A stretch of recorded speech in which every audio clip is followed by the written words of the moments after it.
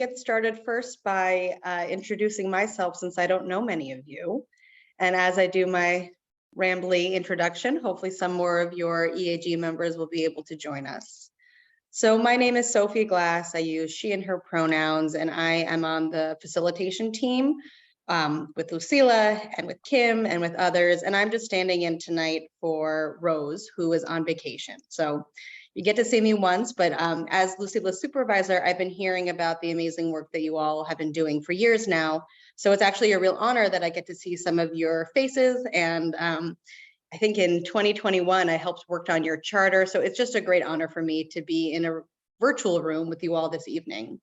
The other PSE folks in attendance you are well familiar with. So I'll be your MC of this meeting, moving through kind of the initial section here, just with the Equity Advisory Group, and then welcoming in your colleagues.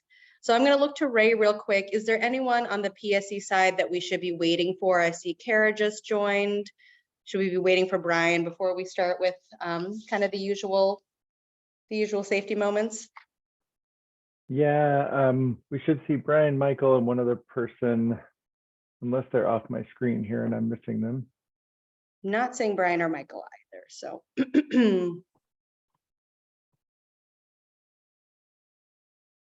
Great. I think, Sophie, we could probably go ahead and jump into the slides and go through the safety moment, the first couple of slides if need be. Sure, let's do that. So my understanding, Karia, is that you're going to be doing the safety movement. Thank you for volunteering for that. So we'll turn it to you, and then next slide, Claire, so that she can see this. Hi, good, I guess, good evening, or maybe late afternoon, everyone. Who's to say? Yeah, good to see you all. And one thing that I would like to share about indoor air quality. I think a lot of us that might not know that importance of indoor air quality, but as a matter of fact, we spend 90% of our life spent indoor, and oftentimes, there are more pollution indoors than outdoors that a lot of people were not aware of. And that's why I would like to talk about that. And then and most of the time the pollutants that we often see in our home or indoor is dust and chemicals, and there are different causes of those dust or chemicals be present in our indoor air. And it could be inside contamination, outside contamination, building products, unknown causes, inadequate ventilation, or other chemicals that we use at home. So it's really important that we be aware of the indoor air quality because it has long-term and short-term health impacts on ourselves. And it will be, there are different ways to improve indoor air quality. Either you have a air filter, and also like a box fan filter will also work. And make sure that you pay attention to the outdoor air quality announcement, because it's correlation to the indoor air quality. So let's say if there are white smoke outside, outdoor, make sure that you don't open the windows and door wide open, or you live by the highway or high traffic area. Make sure, you're aware, if some of those bad particles in the air coming into your house. So that will be all. Thank you so much. Thank you so much, Carrie. I appreciated those reminders. And 90% of my life indoors is both true and sad. So thank you for that. So it looks like we have a number of other people who have joined us. So just as a quick reintroduction, welcome. Sophie Glass here. I'm on the facilitation team. I do a lot of work on the integrated resource plan side of the house, but it's a real honor to serve you all this evening while Rose is on a deserved vacation. I also want to welcome everyone now that it is National Hispanic Heritage Month. So just want to honor that as we get our meeting going. So next slide, please, Claire. So my requests are the same as Rose's as her stand-in tonight, which is just listen and appreciate the diversity of views and opinions, actively participate. behave constructively, courteously, respect the role of the facilitator. And for observers this evening who are watching the live stream, there'll be an opportunity for comment at the end. And for now, enjoy the live stream. Next slide. So for those individuals observing with the live stream, please note that the comment period will start at 7 o'clock. So we will provide you instructions with how to join during the break, so that 6 p.m. break. So do not join, please, until that 7 p.m. And then the first 5 individuals will have 2 minutes to speak, and I'll moderate that as well. So the YouTube live stream link is going. I have all systems go that we're doing well on YouTube. And yeah, if you can prepare your verbal comments during the observer comment period. So that again is at 7 o'clock. Next slide, please. So here's our agenda this evening. I'm looking forward to this meeting because it's kind of in 2 sections. So the first is just with this equity advisory group with Puget Sound Energy, and you'll get some updates, and you'll also be revisiting some of the topics and talking about how the equity forum went. So a few good things for the first 25 minutes. Then the LIAC and the CRAG, and this is my acronym quiz today, the Low Income Advisory Committee and the Conservation Resource Advisory Committee. I'm looking to write, did I get those right? All right, that's 5 o'clock. There's going to be a conversation across these 3 advisory groups about revisiting the non-energy benefits discussion from that joint meeting and getting a little bit deeper, and Brian will be doing a lot of that. 6 o'clock, we'll exhale, take a break, come back 6:05, and then review the proposed definition of deepest need and the related minimum designation. Throughout this meeting, there'll be opportunities for polls, for discussion, for comments. Wrap up with next steps at 6:55 and take public comments at 7. This is during the dinner time, so please eat. We don't want anyone to be hungry during this meeting, so don't worry about that. And with that, let's go to the objectives and outcomes slide. So 3 main objectives here. The first objective is to receive relevant updates from PSE and the various committees that serve PSE. You're going to revisit how non-energy benefits are measured relative to energy benefits and solicit additional feedback on the proposed definition of deepest need and related minimum designations. And all of this is kind of gearing towards the 2023 biennial update. And so as a result of this meeting, PSE will take this feedback, finalize definitions of tranches of resources, energy benefits, finalize the definition of deepest needs, and identify a proposed minimum designation percentage for customers with deepest needs. So your work today, in a very real and direct way, will go towards that 2023 biennial update. So let me pause there and see, does anyone have any questions about the purpose of this meeting? Why we're all here? Great. Well, I'll do my best to fill in for Rose throughout this, but I'm sure you'll be glad to see her back in a few weeks. So I'm going to turn it over. You can go to the next slide, Claire. I'm going to turn it over to Ray. And I know that many of you had a very busy and full weekend with the Equity Forum. So Ray, take it away and let's have a conversation. Next slide, please, Claire. Thank you, Sophie. So we had our first Equity Forum just Saturday, a couple short days ago, and want to provide a brief update on that and where we're headed for September 23rd in Renton. I think the first thing I want to say, and I'm hoping that those EAG members that were there in person have just a little heads up. We'd love for you to share a few thoughts, but let me scroll through a couple things when you can prepare your talking points if you want to jump in. We had ultimately 42 RSVPs. We had about 22 people attend in person. So a little over half, which was probably about expected on a nice Saturday afternoon in September with really great weather. Lots of great discussion, lots of interaction. I want to special thanks to, and just going through my list here, Marco, who was there early, provided some opening remarks and closing remarks and really helped MC the event. Jenny was there, came early, and Jenny, I know you added some really great thoughts there at the end as we were debriefing. Thank you, Emily. I saw you there, and so glad you were able to attend and be a presence for the EAG. And then C, I also want to acknowledge C was there and also brought some of our food for the guests. all the way from Bellingham. So really great collaborative help from the EAG members that were there. And to what we felt like was a pretty great event. The other thing I want to say is just take a minute to thank all of you that at some point or another participated in planning the forum. Again, another list: Amy, Sharon, Everly, Dennis, Demiko, Jenny, Karia, Lena, Marco, TJ, and C all attended plenty of planning committee meetings and helped us pull together the agenda and the concept and the materials. And if I missed your name, I apologize. We tried to go through the attendance logs to make sure I got everyone.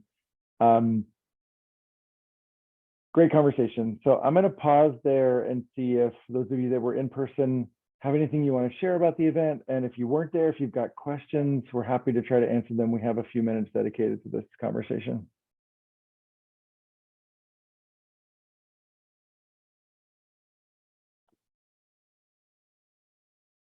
Anyone want to share some thoughts, reflections about what went well, what might be improved for Renton?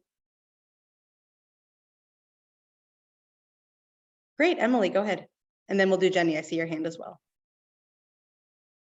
Yeah, well, first of all, it's just great to see folks, and it was a nice vibe, but not so much like logistical about the event, but I just appreciated, I had to leave a little early, but at my table for the first round of questions, I was with someone who ran a like safe injection site, someone who was an educator for Planned Parenthood, and then for my own organization doing energy efficiency work with businesses. And it was really interesting that we all had just really similar answers about the barriers of you know, bringing our services to the community, funding, being able to reach diverse populations. So it was just professionally a cool event to see that everybody is kind of grappling with these questions right now and hoping that something good comes out of talking with folks who aren't maybe in the same industry.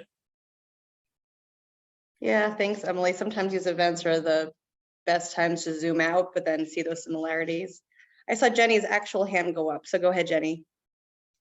Hi, yeah, it was great, and thank you. Marco was great. It was so fun to meet everybody in person that was there that I've been seeing on screen for the last, you know, year or longer. So I thought it was great. You could definitely tell that, I mean, we could have had another hour. Easily people wanted to talk for sure.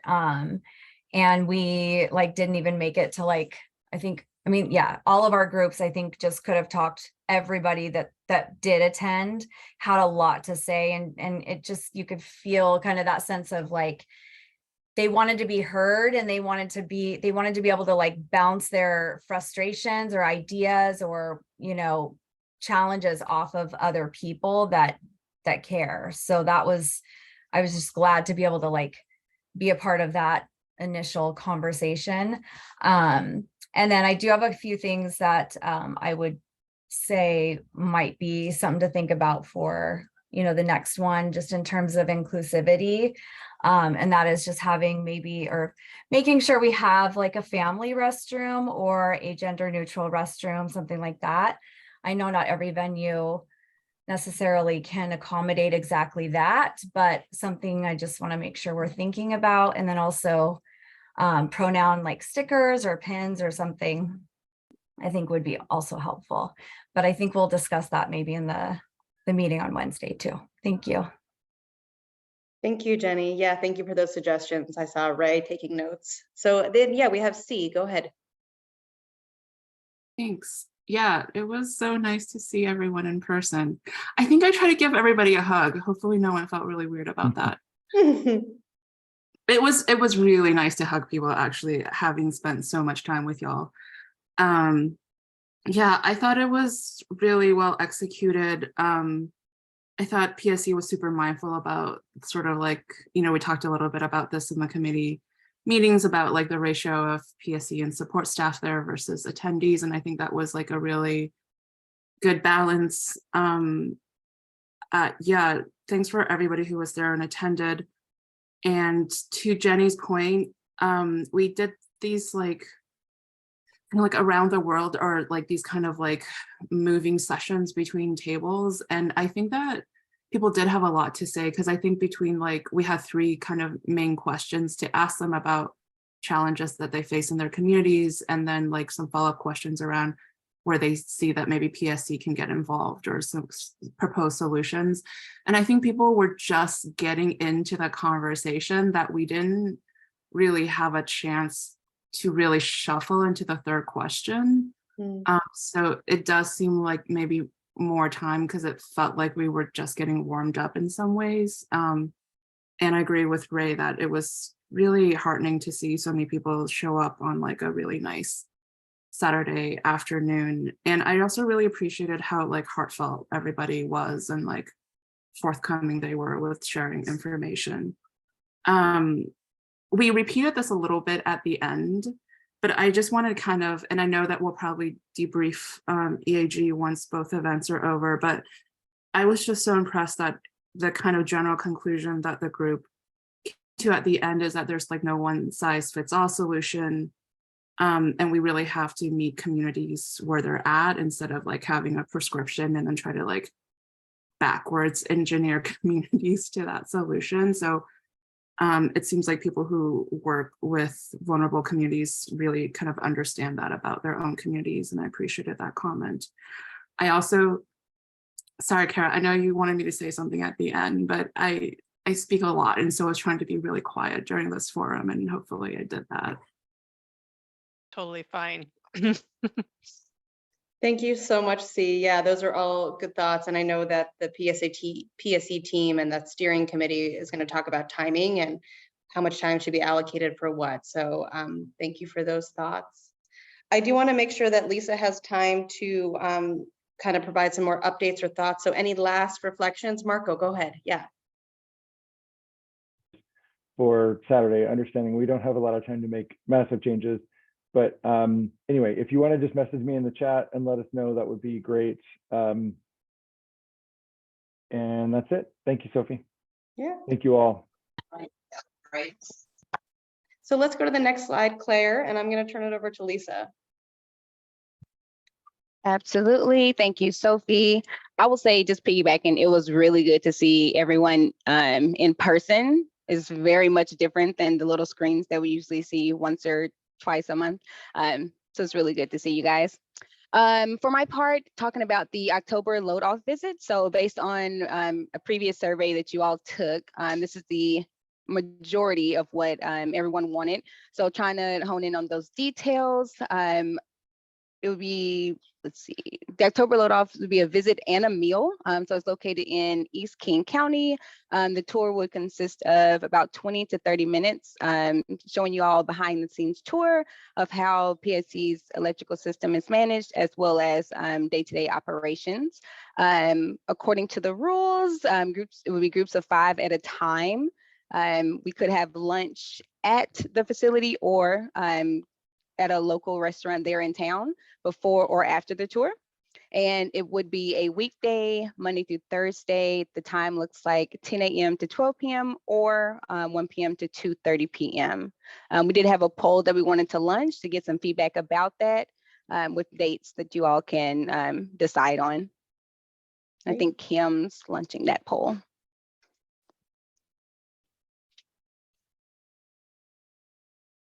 All right, so everyone take 30 seconds. And if you're interested in this field trip, indicate what day or time works for you. October 10th. Yeah, go ahead, Lisa. Sorry, Sophie. I was just going to make mention that you'll see that one of the options, the Monday, October 16th, is also the same date as the EAG monthly meeting. If you all were to choose that option, we could either, move the meeting up so we can all have it in person, if that's something that we wanted to explore as a group. So far, only 3 people participated, and there are definitely more EAG members than that. So let's let the poll run for another 30 seconds or so. Rachel, I do see your question about sharing the location. Kara, could you kind of speak on that?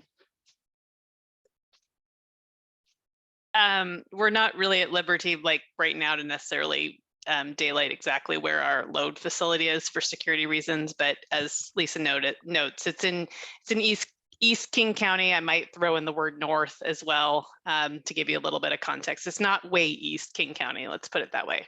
And we can follow up with more details when we know that you're coming. Great. Thank you, Kara.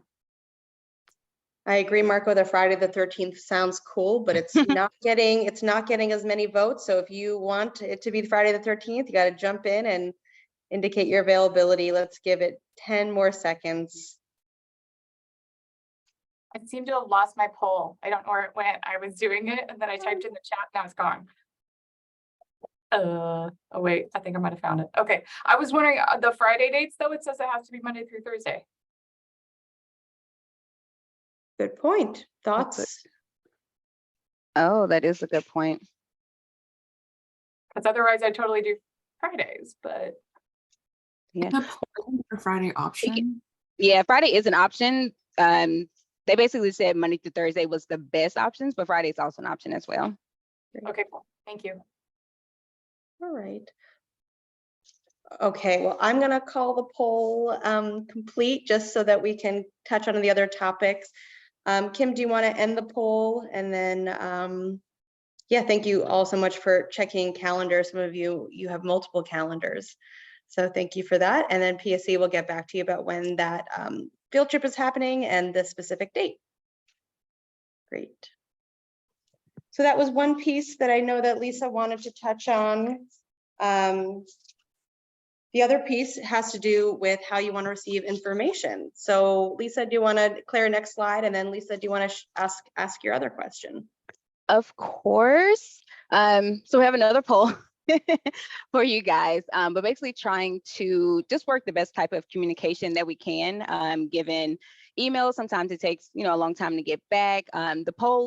The option for texting would just be any kind of follow-up we have to emails, or if we needed any kind of urgent decisions from you all or quick check-ins. I will say there are a few EAG members that I regularly text quite often throughout the week, but just want to see what the best option was for majority of the group, or if anyone wanted to opt in to that option as well. All right, Kim, are you able to share? There we go.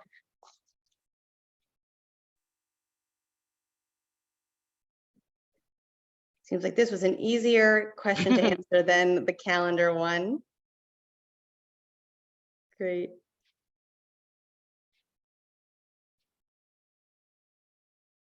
Seeing one or two. And if anyone has any less. verbal feedback about that too. Yeah. Always open for suggestions. And Kim, behind the scenes, who is saying yes or no, so that folks that don't want to get text, we actually know them by name and won't send them text messages. Yep. Okay, awesome. Thank you. Just making sure. We'll run a Zoom report. So I think you can end the poll, Kim, and then to Lisa's point, if anyone wants to verbally share anything about this communication method, you can do so.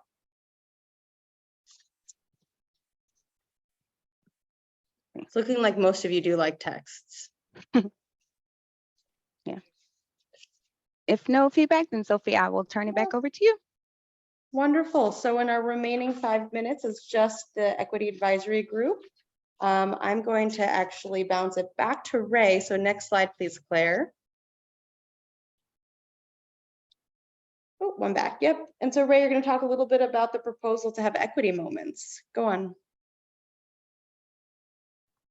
Thank you, Sophie. Okay, so through our equity forum planning committee meetings and other feedback, we've been thinking about how do we center the EAG's guiding principles, which Lisa included. They're included in your charter, and Lisa shared them with this month's materials. How do we better center that? And folks have also asked us, what are we doing with the feedback we're hearing at the equity forums? So one thing we thought about and brought to the steering committee was, could we take the opportunity at the beginning of a meeting, kind of like we do the safety moment, to take a look at some key guiding principles and how they apply to the work or the conversations that you might be engaging in for that particular meeting. And also in between meetings, reflect on these conversations that you have or will be having in the equity forums, as well as conversations we're having with CBOs and customers, and perhaps refine the guiding principles a bit along the way as well. That much like everything else can be a living document. So the question for you all is, are you comfortable with that idea, and how might we go about doing that? And on the next slide, I can kind of give you an example. So what I did this time around was I went to your guiding principles and I pulled out, so they're in 3 sections, and I pulled out 1 bullet from each section. And I'm just gonna, I think we have time. We don't have folks joining for 3 more minutes, and this might be our last slide. To just pause and let you take a look at those and read through those a little bit. No real action in this moment unless you have thoughts, reflections. If there are no objections, we'll continue to evolve this idea a bit and try to include it in future meeting presentations and agendas.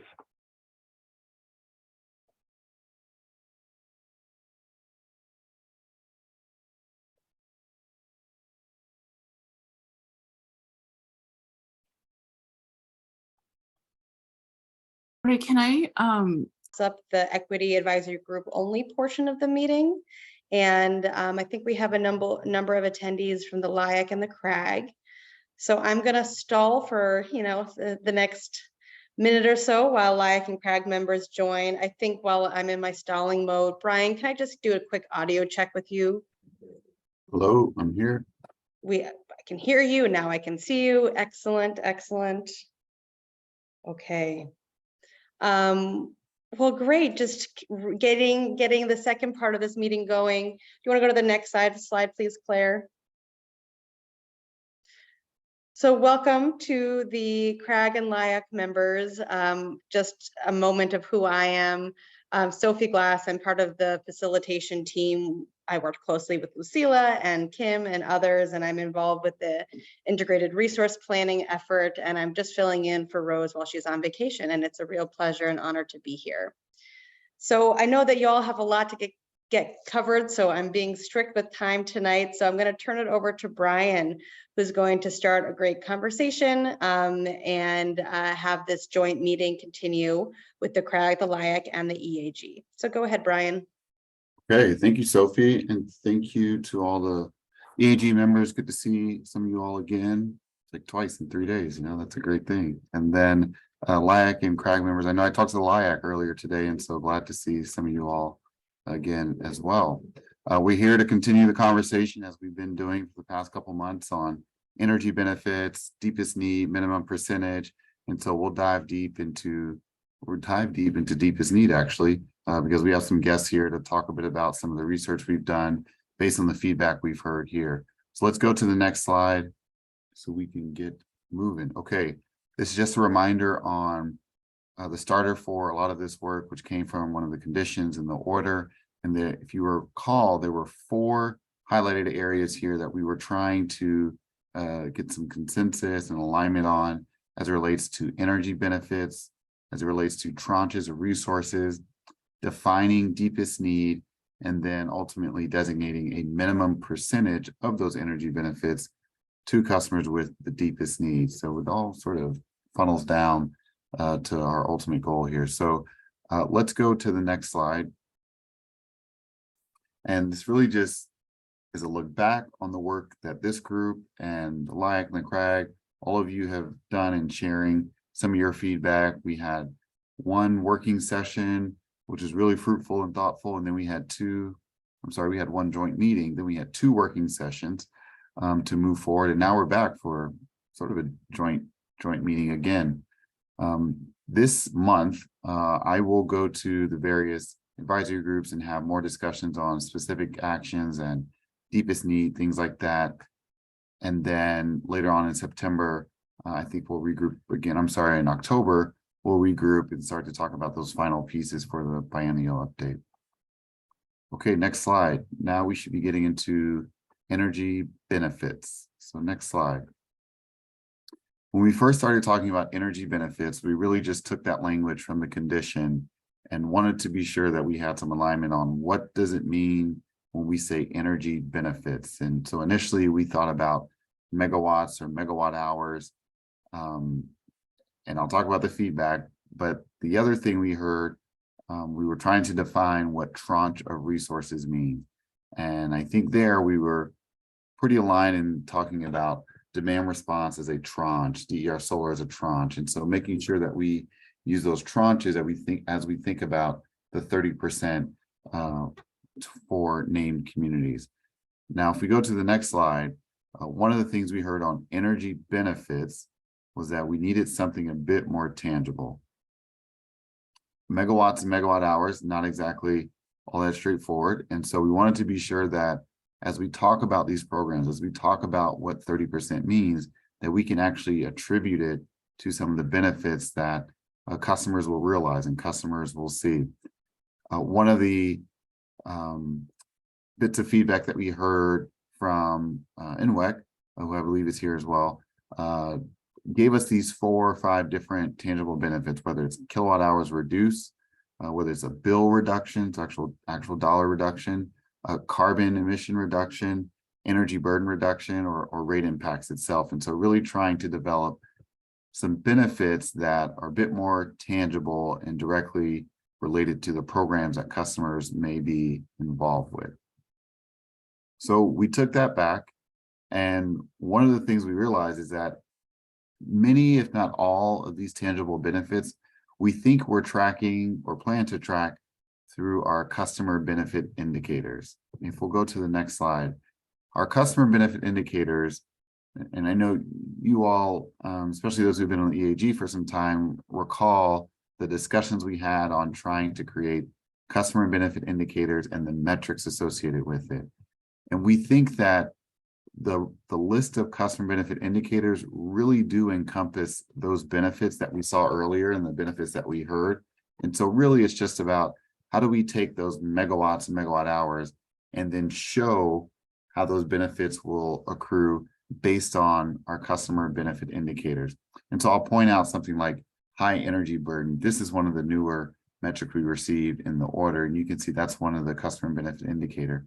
We have metrics related to participation in some of these programs, which we believe can really tease out some of the kilowatt hours reduced as well.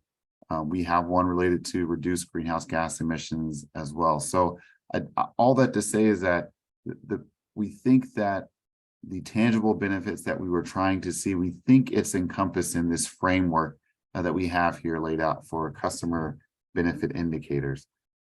So wanted to get you all's feedback on that. Yep, I've got time. So first want to pause and get you all's feedback on that and that approach, and how does that sound?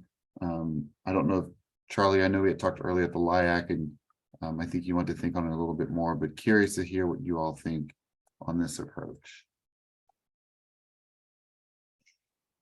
Charlie may not be here. Oh, no. They're coming off of mute. Go ahead, Charlie. Yep. Hi, I'm here. Hi.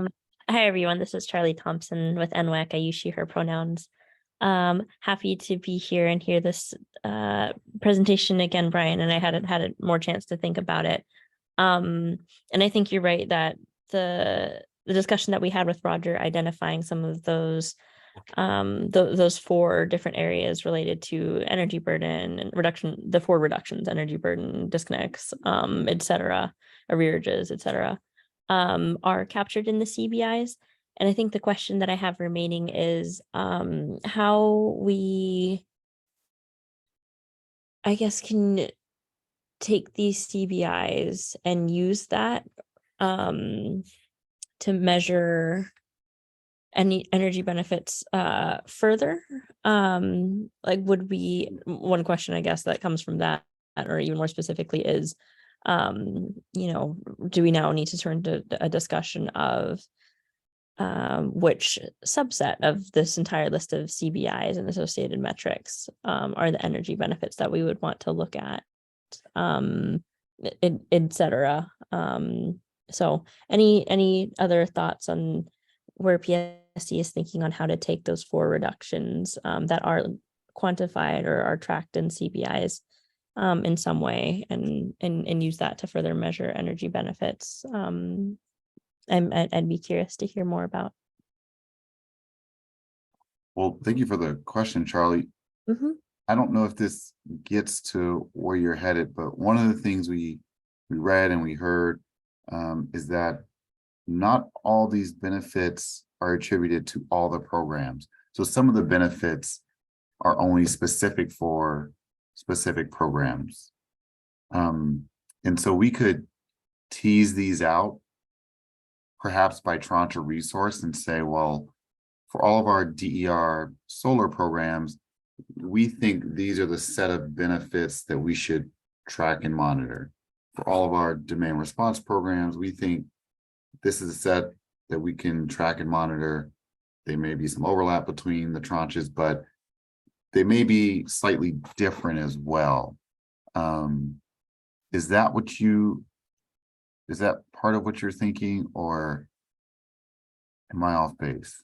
No, I think that is part. I guess I was just trying to get more clarity on the specifics on like where do we go from here now that we are capturing those 4 reductions, and we're capturing them through CBIs, and CBIs are obviously more than just those 4 things. Like then what is the next step of measuring energy benefits to customers? So that does help. That does answer like in some regard some next step. Okay. Great, thanks, Charlie. And Brian, I see C's hand. Oh, yep. Let's see. Ooh. Okay, let me think on that. See, so you're asking, do we have the customer benefit indicators developed by the subset deepest need, for the subset of customers in deepest need? My immediate answer is no, not yet, because that's like the 4th step in that condition, right? So we're trying to get to that percentage. And at that point, we should hopefully be able to show energy benefits specifically for customers with the deepest need. That's the end goal, right? Is based on that condition, we'd like to be able to accrue those benefits to customers with the deepest need. So I think that's where we're trying to get to eventually. Do we, yeah, and that's kind of what I assumed that's actually part of the conversation today. Do we even have these for named communities? We do. So we do. And so the first one, improved participation. So that one we track for highly impacted communities and vulnerable populations, like separately. And so that's something we're already looking at and would continue to do. You know, some of these, and they're not all fully listed here, but some of these we track specifically for highly impacted and vulnerable populations. Some of these we track for all customers and highly impacted and vulnerable population. And that's really just based on the way the language of the rules was written there. So, but to your point, see, you're right. There's certain benefits we would need to track for deepest need. You know, that's a good point. I hadn't pulled that together. I'm thinking of our biennial update now, but you're right. We kind of have to designate all customers, name communities, deepest need. We kind of have to show that we can sort of show the benefits across customer segments. Great. I'm seeing the gears turn in your head, Brian, but I also see Dennis's hand. Go ahead, Dennis. Hear you. Yep. So are you thinking specifically, Dennis, about the utility bill reduction? Yeah, like rate impacts. You know, and even things I'm looking here, like even potentially, you know, energy burden. I think that there are well, reductions in burdens, you have that, but as far as like rates, you know, that may be one that may actually touch a couple things, and it may deal with a number of the different groups, your regular, you know, your larger population, your named communities. It may touch different ones. You may have kind of customer benefit indicators that, you know, may be a direct effect upon, you know, one group. But I think as we get into this, it's probably worth, I mean, we're measuring things. It's probably worth, you know, measuring as we go on, just as part of the whole palette of things that we're measuring as we go forward. Yeah. And I want to make sure I'm clear. When we talk about rate reduction, are we thinking, because I think of that as separate from a bill reduction, that like the bill is, you know, what's on the paper versus the rate, which is, you know, $1 per kilowatt hour. Is that, to me, those are two different things. There's two different mechanisms for how those are determined. And right, I don't know. I mean, they could be, I mean, obviously they could be potentially linked, you know, with some kind of a dampening mechanism, but also, you know, I understand what you're saying. I guess really that's what's, again, definitions are become very important at this point when we start measuring and defining things. And yeah, no, I understand what you're saying.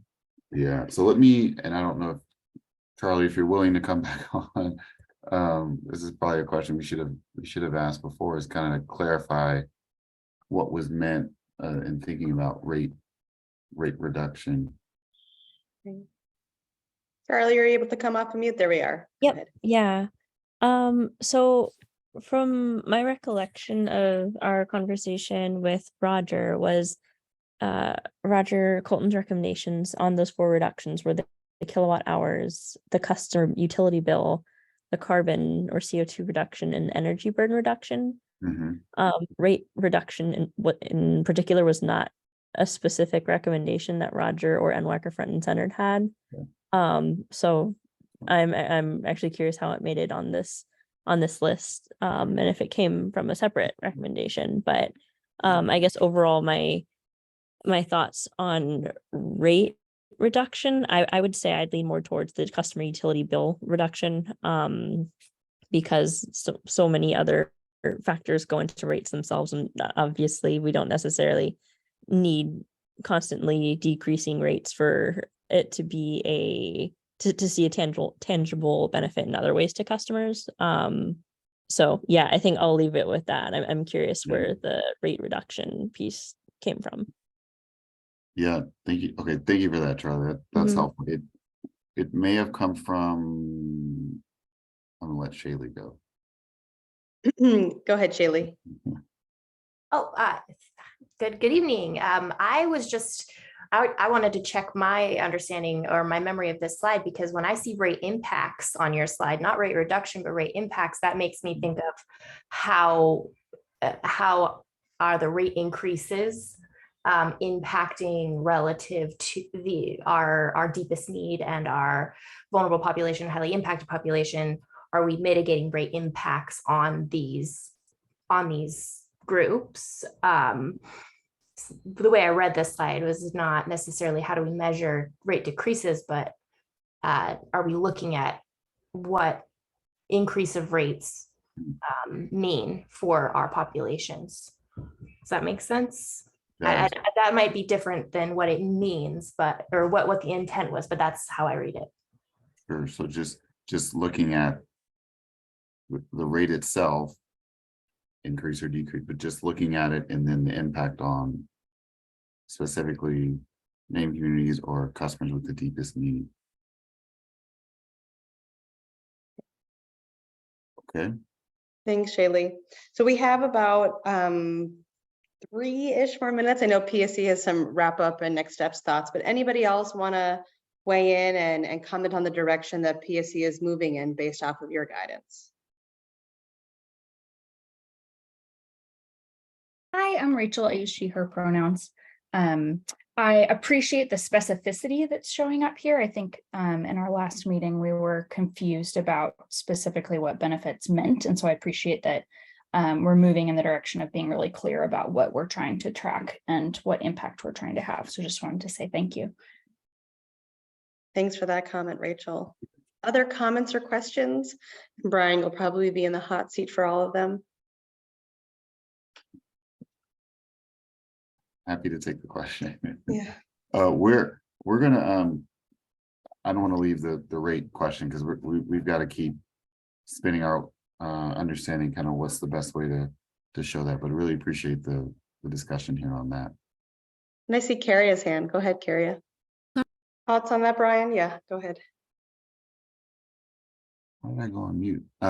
Yes, so when we initially create the customer benefit indicators, the thought is that this is a mechanism we can use to track progress over time. So it's not just a one-time snapshot, but in each year, presumably, we would see sort of the progress of these different metrics and would hopefully show a picture of more inclusivity for customers, accelerating equity, just providing more opportunities in this energy transition so that all customers, especially whether it be highly impacted or vulnerable populations or deepest need customers, are all seeing those benefits. And that's part of the tracking, seeing those benefits over time. That's sort of how we envision showing this in the future. So it's not just a one snapshot. I think either you or Dennis made the point of revising. I think you both said this, revising over time, and what does that look like? That's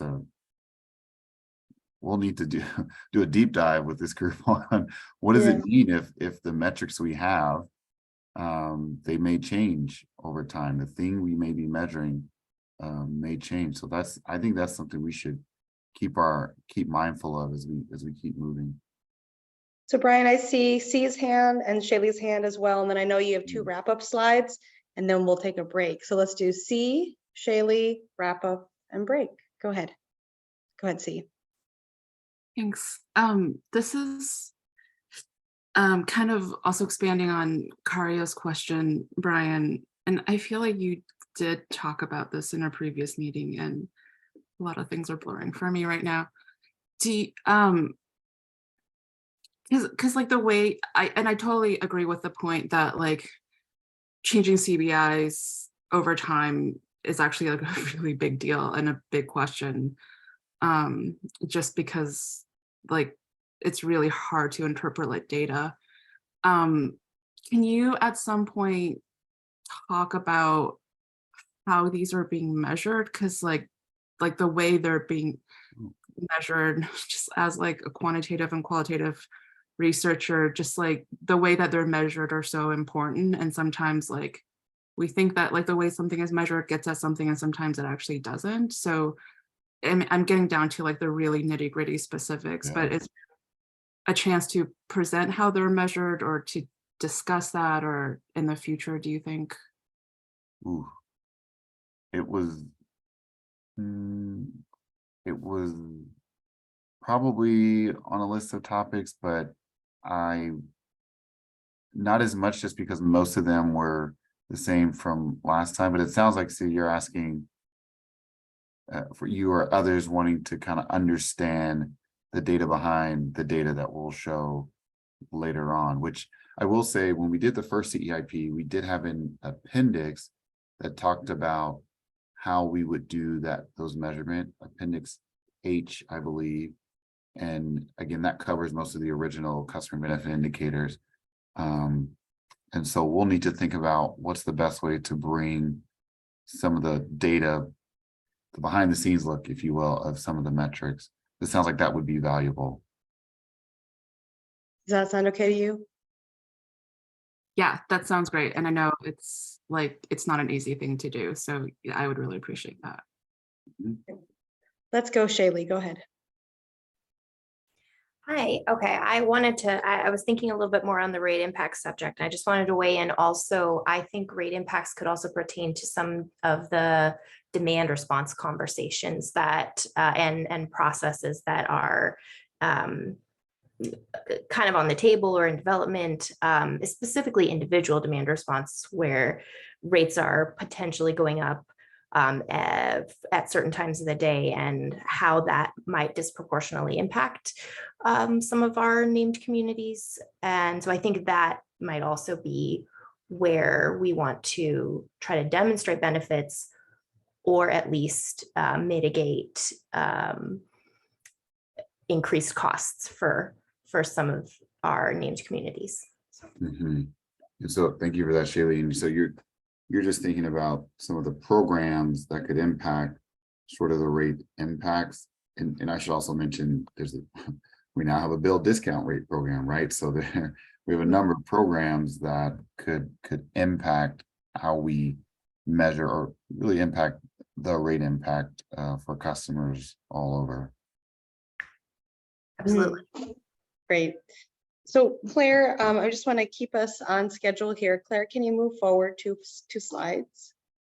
Great. Brian, do you want to take this one and talk a little bit about next steps? Oh, yes. So as I mentioned, so we've got this framework on customer benefit indicators that we can use to track and measure. And thank you all for this conversation. Really help us think about how we do that measurement and what we're tracking as we move forward. We also know that we have to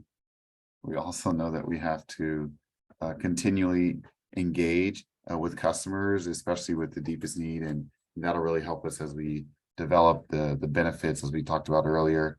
And to the point we made before, finalizing that definition of deepest need and making those updates to vulnerable population is really all part of trying to lay out the benefits. So we think we've got some steps in place, but again, to the point we were making earlier, which is once we understand deepest need and get all the metrics and things like that, then we can really show what these energy benefits would look like moving forward.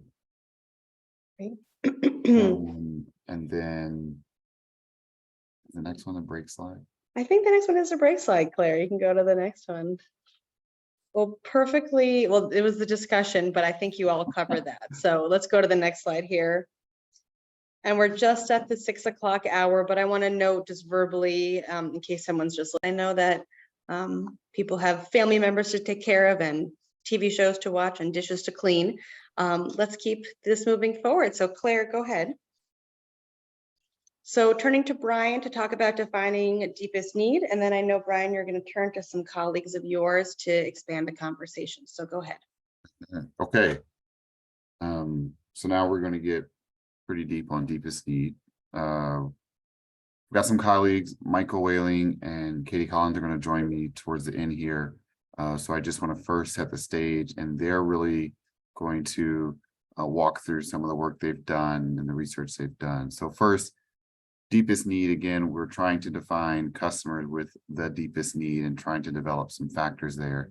This here just gives you a snapshot of where the breakdown is at as of the 2021 definitions for vulnerable populations and highly impacted communities. And again, when we think about deepest need, is it a subset of the named communities segment here? So if we can go to the next slide, what we heard last time, and this is our wonderful word cloud of all the things we heard from this group, from this joint advisory group, about what are the factors we could use to define deepest need. We heard low income and energy burden and debt and housing quality. And then we also talked a lot about the intersectionality of a number of factors to be able to define deepest need. So let's go to the next slide. And we really sort of came together and thought, okay, we think it's a number of factors and they all come together. They all sort of meet in the middle somewhere. And that intersection is how we should sort of define deepest needs. So whether it's the intersection of energy burden, deep poverty, and other factors contributing to deepest need, that's what we should use to define that subset. And so we took that, and if we go to the next slide,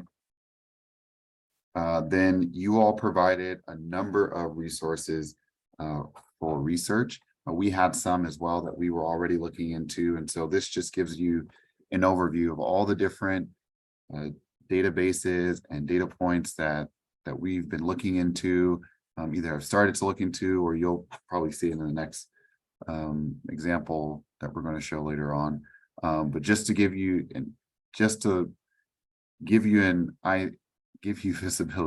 visibility to all the different research that's been going on kind of behind the scenes and things we've been using.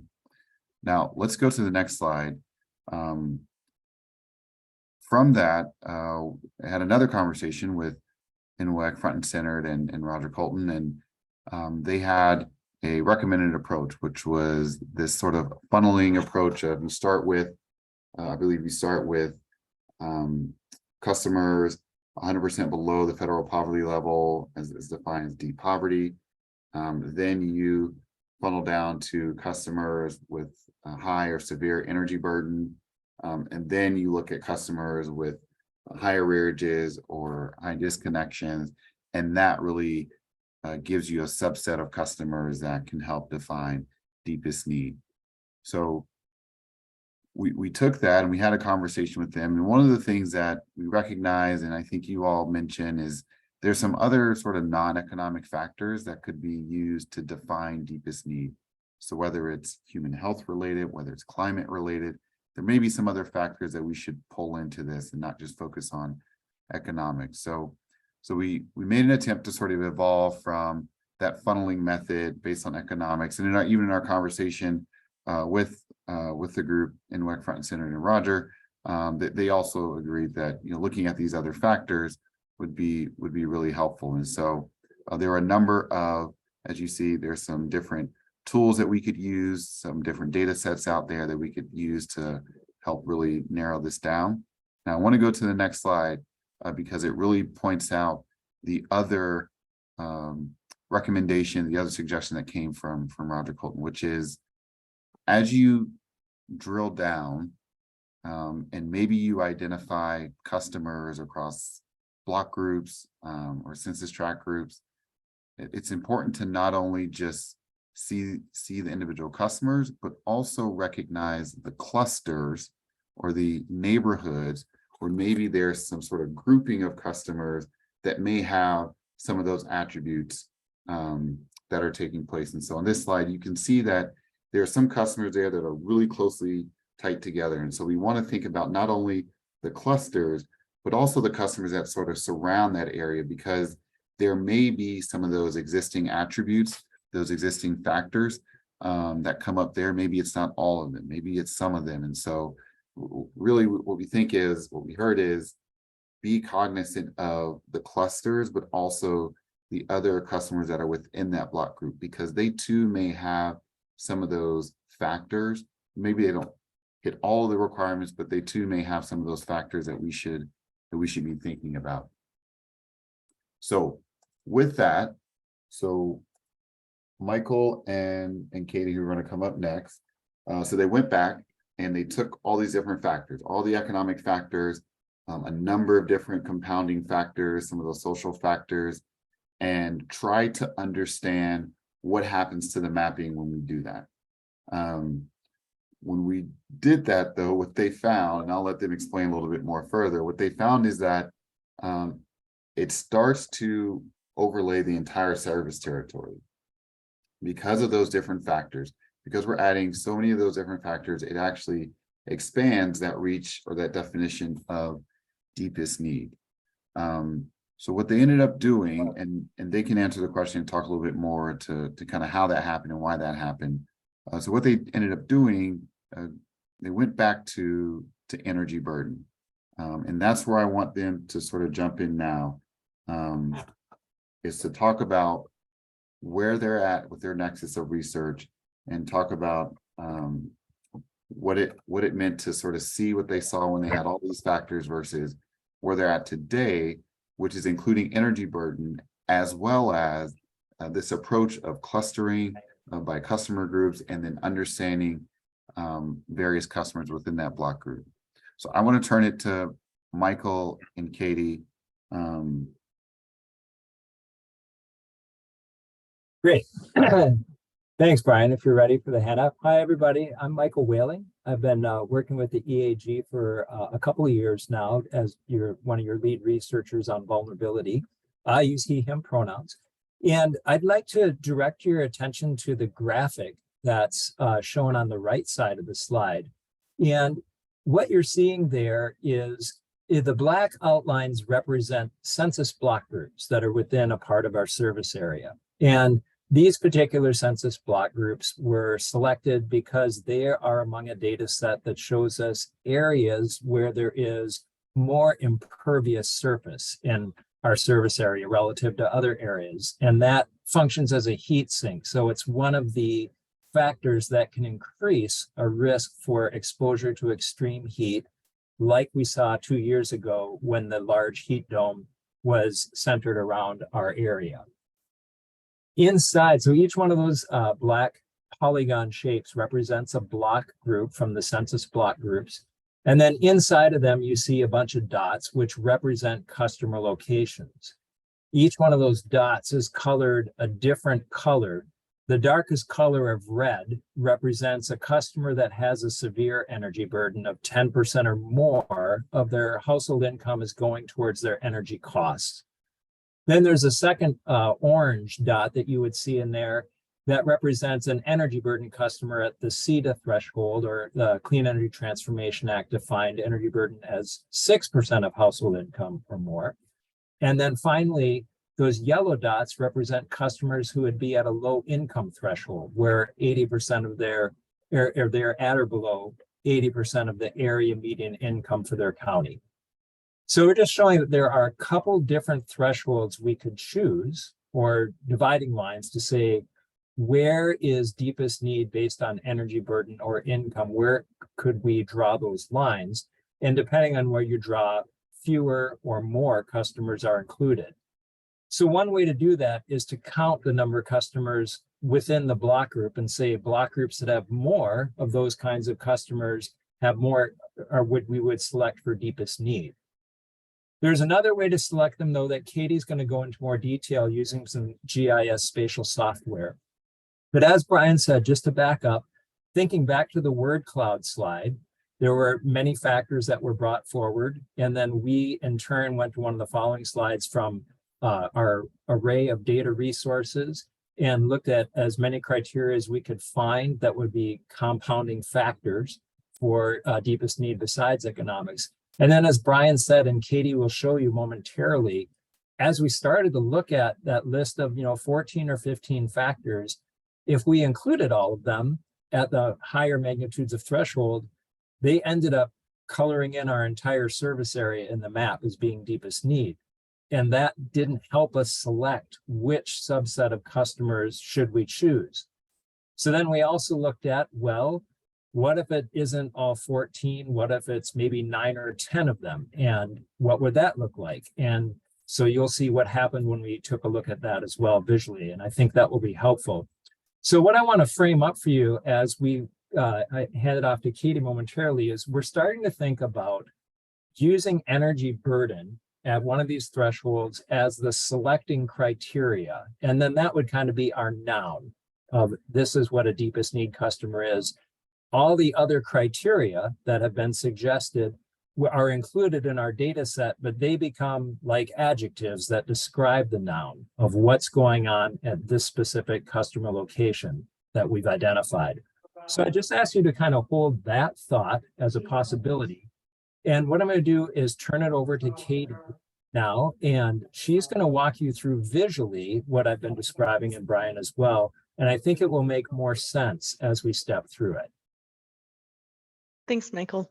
Hi, everybody. I'm Katie. I use she, her pronouns, and this is my first time meeting everyone, so good to see you all. Sophie, I don't know if it's you that's sharing the screen right now, but I think, yeah, okay, I should be able to share my screen now. Thank you so much. Perfect. All right, we should be good to go now. So starting off with what Michael was just talking about with those compounding conditions where we're looking at 14 factors ranging from wildfire risk to commute time. And if we look at any of those 14 factors, what we're going to see is our entire service territory pretty much would pop up for at least one of those factors. It's not as specific as we would need to get. If we start looking into the northern part of our service territory, maybe at the Skagit Valley, we can look in a little bit more detail. And what Michael and I have started to toy with is if we started to compound some of those factors, what block groups begin to get identified.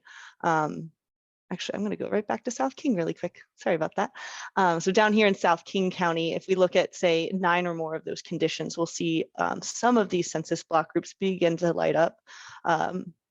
With those compounding conditions. Even fewer would light up if we take it to a 10 or more scale. So just kind of grounding everybody in how that distribution might look in King County. But if we pop up to the northern part of our service territory, there's really only one block group within Whatcom, Skagit, and Island counties that pops up with 9 or more of these factors, and it wouldn't even show if we set that threshold at 10 or more. Michael, is there anything else you want to add to this part before I pivot? No. All right. So then Michael and Katie, I can I just pause for a second? There's been Yeah. so much great information. I just want to see if there are any questions that we want to just.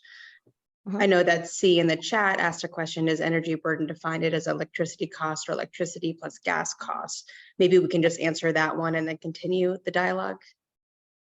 Sure, I can answer that. Energy burden is defined as the sum of all the energy household costs divided by customers' income. So we include natural gas costs, electric costs, and then wood, solar, or a value for any other type of fuel as well. We add all those up and then divide that by the income of the customer. Thank you, Katie, for letting me interrupt you. No, your of course, flow there. I absolutely. just wanted to get to that one. Any other questions before we let Katie continue? Sophie, this is Ray. Michael, could you clarify, is that the same regardless of whether you live in a dual fuel part of PSE service area, or for some folks who live only where there's electric service? Yes, we have access to the National Renewable Energies Laboratory data from Department of Energy, so we could take their values for the other fuels that we don't serve in a given location and include them along with our actual customer billing information. Great. So Katie, there was a question in the chat about, can you toggle on a layer that shows some main streets so people can orient themselves, or even if just verbally you can tell them where? Yep, I can change the base map for us. So we'll see the I-5 corridor in just a second, kind of coming in this dark orange here. And if we want to pivot to a different part of our service territory, I'm happy to do that as well. But just looking at Mount Vernon and Burlington kind of along that I-5 corridor, and then State Route 20 running through Sedro-Woolley up to Anacortes. And then Mark was wondering if we could zoom in. Okay, any specific area? Are you just Mark, curious? Are we curious maybe just like how those block groups are splitting up? Yeah. Neighborhoods? So can I just make a quick comment?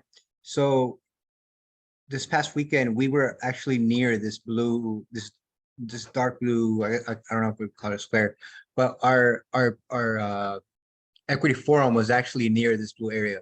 We had actually at the forum, we mentioned that we had a couple neighborhoods within that area. And so basically what I'm seeing on this map is something that I and other folks had made a comment on as a potential place for, for some of these services. So this map is just confirming what we were saying at the equity forum last weekend. So thank you for the information. Absolutely. I promise we didn't script it, Marco. You didn't script it? All right, cool. Great. So 2 more detours here before you continue, Katie. So I see in the chat, and forgive me if I mispronounce your name, Sharon, but you note that more rural areas may have a wider distribution of individuals that are in deepest need. And how are you going to take that into consideration? Michael or Katie? Yeah, responses? I can answer, yeah. And we haven't gotten to that part just yet, but there's a cluster analysis that we can do that has a dynamic distance adjustment based on the relative geographic distribution of customers. So in denser areas, it may pick up more tight neighborhoods. And if we're looking in rural areas, it can still identify clusters with a wider distribution. So those things can be taken into account. Thank you. Great. Thanks for the question, Sharon. And yeah, we'll go to C and then we'll let Katie continue. I had a thought during this presentation, and I think what Sharon's comment also kind of reedified that. I think I'm just going to let Katie finish presenting before I like jump the gun on this. So yeah, will there be like a time after the presentation for feedback? For sure. All right, so I'm going to pivot now from those compounding conditions to looking specifically at our energy burden customers. I'm going to pull up two maps. The first is energy burden customers at that 6% threshold. It's going to be a larger population of our customers. And then we're going to also look at the energy burden customers at that 10% threshold, so a slightly smaller population. I'm gonna zoom out a little bit for us here, and I'm gonna put these two maps side by side so we can see the 6% is gonna be over here on the right, and that 10%, a little bit more of a stringent threshold, is gonna be on the left. So what I'm first starting with is just a heat map, kind of to familiarize everybody with some kind of more familiar symbology as to where the distribution of these energy burden customers are. And you can see that distribution trends the same whether we're looking at the 6% or 10% threshold of our customers. What we've then done is we've used a machine learning algorithm to identify spatial clusters out of these customer distributions. So if we look at these clusters, I'm going to go ahead and toggle them on for both maps. If I can get it to cooperate, there we go. And you'll see that there are some different colors showing up in points as well as gray points. So I'll come back to these gray points. These were not grouped into clusters, but they are not going to be forgotten about. But what we're seeing in these different colored points, each color is a cluster. The color doesn't mean anything. It's kind of just like countries on a globe to just indicate a difference between one neighbor and the other. I'm going to toggle off our heat map, but you can see that these clusters are forming in the same areas that our heat map is picking up populations, dense populations. Something else I want to touch on is because the 10% threshold has fewer customers, we're looking at a smaller cluster size, a smaller amount of customers needed to form a cluster, rather than on the 6% side, we're looking at a little bit larger threshold in order to form a cluster. So you'll see over here up in Burlington, a cluster is still going to form. It's just going to look a little different based on the input cluster size we're looking to form. You'll see down in Mount Vernon as well, with a smaller cluster size, we're able to pick up on these smaller pockets and neighborhoods of energy burden customers that might have very similar experiences and kind of identify them even more individually than in a more broad approach with a larger cluster size. I'll pause there for a second in case Michael has anything to add or any questions before I pick it back up. Okay, so that's our clusters. And what I'm going to do now is look at just the 10% one for a second, just because it's kind of tough looking at two maps at the same time. I just wanted to kind of ground you in those different clusters. We also looked at, for our block groups, so those census block group geographies, the energy burden distribution across each block group. So the darker color each block group is showing means there's more customers in that block group who are energy burdened. So you'll see there's, even though they are rural areas, there are many customers out in eastern Skagit County that are energy burdened. So we can look at a compounding both the distribution, those clusters of energy burden, as well as the amount of energy burden customers within each block group, which would allow us then to look at these customers out here who are just showing as gray. They were not identified as a cluster, but they are still going to be in those more heavily energy burdened block groups overall. So what we can do with combining those two things is we can say, we want to grab block groups that have clusters or customers that are in these clusters, as well as customers who live in the block groups at the 50% threshold or above.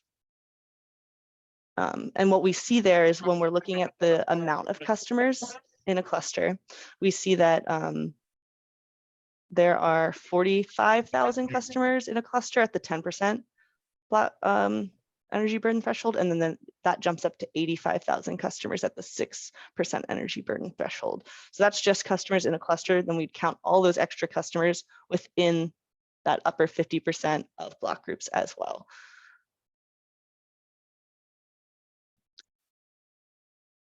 So kind of a combined approach there. Happy to answer any questions or elaborate further.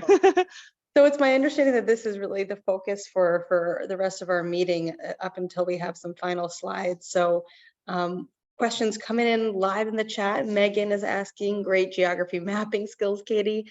Have you looked at all the PSE areas on the east side of the Cascades? I have, yep, and we can pop over there as well out to the Clay Elm area. And what we're seeing here is there's definitely very spatially disparate clusters forming through like Rosslyn, Ronald, Clay Elm, Kittitas, but we're also seeing that entire block group being identified as potentially if we use this method for deepest need. So even the customers outside of those clusters in the eastern part of our service territory, for the most part, would be considered deepest need. Now we're not seeing it here on these few block groups because there's just not as many energy burden customers there in that block group. And by the upper 50% of block groups, that's a good question. I probably could have explained it better.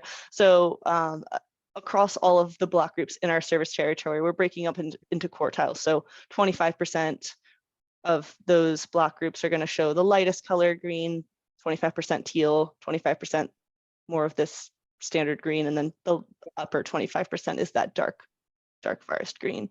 So it's just breaking it into quarters, and we're looking at the upper 2 of those quarters. And for those on the phone, Everly is writing that the colors are helpful in distinguishing the different clusters. Great. So maybe first, I'm curious to have any more questions, and then we can move into a conversation about feedback to PSE on the direction they're heading in. So any other clarifying questions about how PSE is thinking about this? Joshua, I see your hand. Oh, yep, we'll do Joshua, and then we'll do C. Go ahead, Joshua. Hi, great map, Katie. I wanted to ask, so you used ArcGIS to do this. Did you have any specific spatial scanning technique that was used in the creation of these maps? We used the density-based clustering tool, and we used a self-adjusting reachability distance that would adjust based on kind of the distribution of, in this case, the customer points in each area relative to a cluster forming, if that answers your question, or if you have another spatial scan specific kind of thing you'd suggest, I'm happy to hear any thoughts or suggestions there as well, and we can take a look into those. Oh, no, I just hadn't caught it, and oh, okay. Thanks for letting me know. Mm-hmm. We're deep in map terminology here, but yeah, thanks for that question, Joshua. C, go ahead. Are the quartiles based on customer counts or proportions in each block group? Yeah, so they're based on a count.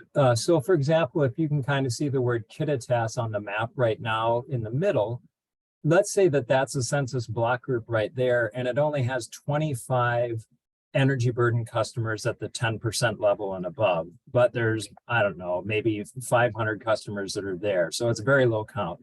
But then in the block group right next to it, let's say that there are, 500 customers that are at that threshold and above of 10% energy burden.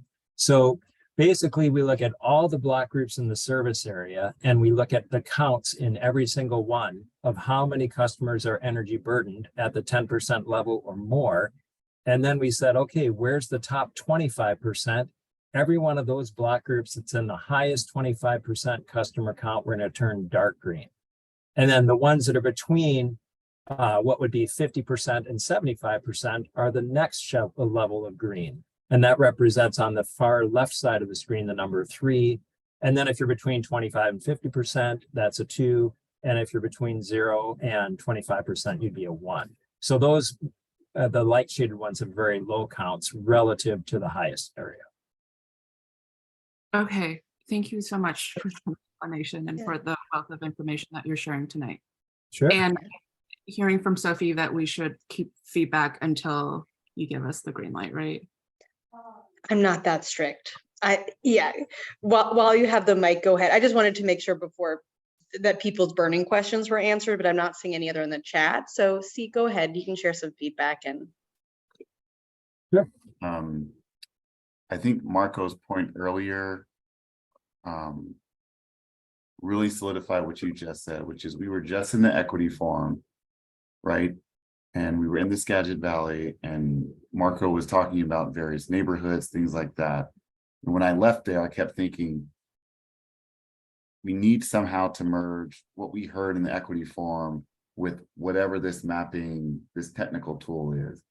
And we did that, right? We were at the equity forum, we heard all the different neighborhoods, and when Katie got to the Skagit Valley, we could actually physically see those neighborhoods on the mapping as well. And so now granted, that's just one area, right? So now there's sort of an exercise of, that's one area. Now, what does it look like? I think Megan, you pointed out, well, what does it look like east of the Cascades? And so my question to Megan would be, or others, is this reflective of the neighborhoods? Which neighborhoods are we missing? For others who are maybe south, is this reflective as well? I think that's where you get the qualitative, the conversation should match sort of what we're seeing on the map. And if it doesn't, then that's where the conversation just continues to flourish. And Megan, I see your hands up.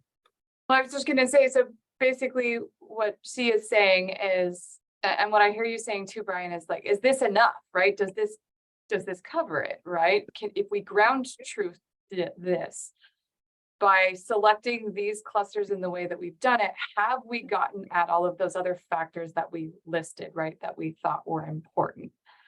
Because if this does cover it, it seems like we could stop here. Right? But if it on just briefly, Megan, I would add that, yeah, what this helps us do is locate the communities, and we still have all the other data layers we can layer over the top. So as exactly as you were saying, we know those east side communities we looked at before are at a higher exposure risk to fire and to extreme heat. Whereas here in the Skagit Valley, a different factor might be risk for flood. And so we can bring that data to bear as well. And then even beyond the data sets that we have from the various agencies and so forth, meeting the community members and hearing directly from them, we have a mechanism to bring qualitative information, pull that in too. And so we're developing all that capacity together. This makes my geography heart very, very happy. I love this discussion. I'm getting a sense that a number of you love maps, love geography. I see a number of you lighting up. So geography professor, and I know she is too, right? Okay. So not just a hobby. Yeah. And Marco likes maps. I like maps too. So let's do Sharon, and then I'll read aloud what I'm seeing in the chat from C. Go ahead, Sharon. On the phone, C wrote, yes, I'm asking for us to try to ground truth. So check on the ground, the information that maps are telling us. So kind of that qualitative piece. And then Megan was curious to see any tribal lands up close. Do you think you could do that, Katie? Yep, can go up to the Lummi tribe area.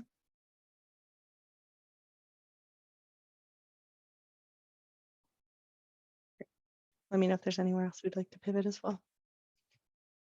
Megan, does that help? Great. Well, we have about 10 more minutes for dialogue and feedback. So maybe we'll just, I'll put the call out there. Anyone who hasn't spoken yet, anyone have any questions or feedback for PSE as they wrestle with this tough question?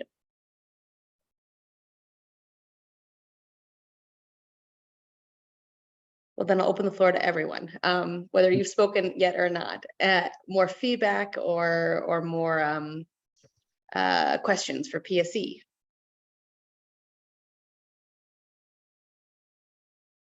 Okay. Well, I'm glad that, oh, go ahead. Was that you, Brian? It was. Yeah. Sort of a wrap up, but probably not quite yet. We still got plenty of time here, but really appreciate the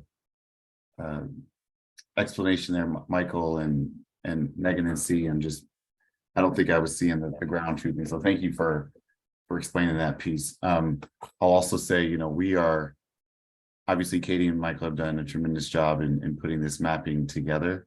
And I think you all understand this, but just want to say that this is a continued dialogue, right? It doesn't just stop with the mapping and that's it, right? We'll continue to do that ground truthing. We are trying to sort of establish a definition as we move towards this biennial update. But even after the biennial, we've still got to talk to customers. We still have to have people on the ground working with various communities and still doing that cross-checking of, okay, we heard this in this area. How does that match up with our mapping? So I hope you all do understand that it doesn't just stop here, but we do have to come up with sort of an initial definition, or I'll say a definition of deepest need for the biennial due in November. And then we'll continue to bring it to this group, the total group, and continue to iterate on that. So thanks for that. Thanks. Yeah, thanks, Brian. Let's do Dennis and Shaylee, and then we'll wrap with your defining minimum percentage slides, Brian. So go ahead, Dennis. That In time, yeah. This Okay. was the most recent year, so this reflects 2022 energy burden data. Great. Dennis, does that help? Yeah, I just, you know, because I think about as this tool is developed, it would help to potentially anticipate worsening conditions, possibly. Interesting, yeah. Shaylee, go ahead.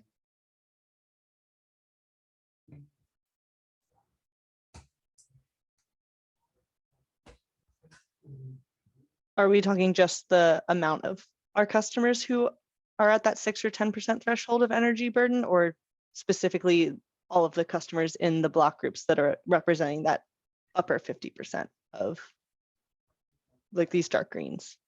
Or is it both? I just want to make sure I'm addressing the right question. Yeah, it's a good question. Both, I think. The dark greens, who are up there in percentage, about how many of the customers are that relative to the whole?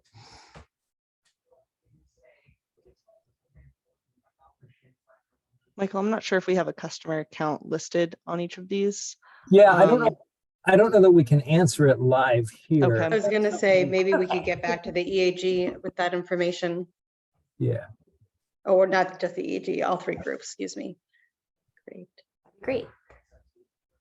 Thank you for that question. So, Katie, any final thoughts before we take down your beautiful map here and we put up the slides and wrap up the meeting? Yeah, I think what I've observed from trying out some different inputs for this clustering tool are that the smaller the cluster group, the more specificity we're able to identify even in rural neighborhoods and also these urban neighborhoods as well. These tinier pockets can emerge instead of flying under the radar. So that was something that I think is valuable to keep in mind. But otherwise, I'm excited to hear everyone's continued feedback on the approach we're looking at and see where we can develop it from here. I'll stop sharing my screen. Thanks. Great. Thank you so much, Katie, Michael, and for also chiming in there, Brian. So Claire, can you put back up the slides and go to the one that says defining minimum percentage? There we are. And the next slide, and I'll just turn to Brian to wrap us up here. Okay, so thank you all. I'm going to get back to that. Let me do this slide and then I'll go a little bit back to deepest needs. So as we had discussed in the condition, this is sort of the next step is to talk about a percentage. And so we have to define a percentage of minimum designation of energy benefits that will flow to customers with the deepest need. Now, we think that it's really important we get a definition first before we start to think about a percentage, right? We think it's important that we first identify what those traits are, what those factors are, where our customers are, things like that before we come up with a percentage. And so that's why you don't see a percentage here. Our hope is that we will have a percentage when we come back in October and have the next round of conversations with all the advisory groups. And so just want to give you a heads up on that. And so I think, this is me going back to defining deepest need, I think what Michael and Katie, thank you both, what they've shown here really deepest need. And we sort of knew that as we started this journey, but hopefully these visuals and this discussion really helps all of us to think about how we can pinpoint either location, geographically, attributes, how we need to continue this work. So it doesn't just stop here. It's continued discussions with customers. It's on the ground. It's sort of talking to customers, making sure those things are aligned. But I think we're getting really close to having something we can use for our biennial update and then branch off of that, build off of that for future CEIPs as well. So no further action right now on minimum designations. We're going to keep iterating on the definition and then try to understand what that designation could look like. Very good. Any final comments for Brian?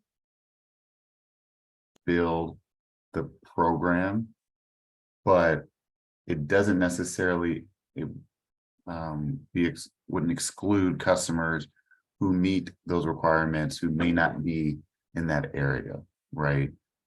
And you know, in my mind, it's the map kind of helps you kind of target marketing, target outreach, right? Where should we be doing outreach, right? Where should we have conversation as we design a program? But it doesn't necessarily mean that customers who are in other areas can't participate. You know, that's something we definitely work through in that program design. So thank you, C, for raising that question. And we have Megan's hand as well. Sorry, you're probably. Thanks for that, Megan. Very good. Well, let's talk about next steps to make sure no one has any questions there. And that kind of wraps up the more substantive content pieces. So thank you so much for everyone's interest and acting like it's 10 a.m., not 6 p.m. with your energy levels and ability to track all this. So next slide, please, Claire. So as usual, send any written feedback after these meetings to ceip@pse.com by September 25th. And so additional biennial update topics are coming soon. And then just PSE is working real hard to do that biennial update submittal before November 1st. Other just pieces to remind you of is the next Equity Forum Planning Committee meeting is going to be September 20th, so this Wednesday from 5 to 6:30, because they're working hard on getting ready for that second Equity Forum on this coming Saturday, the 23rd. And that's going to be the one in the South. And we heard you, Megan, that East might be a good idea in the future. So big reminder there. I've heard nothing but good things about the one that happened this last weekend.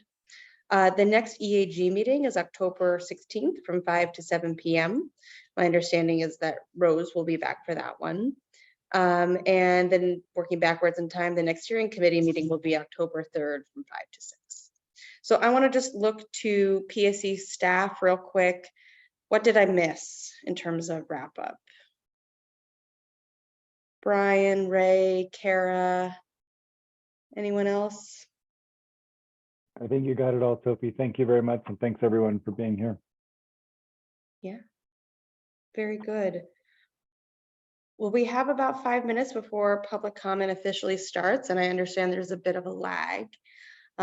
So just any final comments from LIAC, CRAG, or EAG members?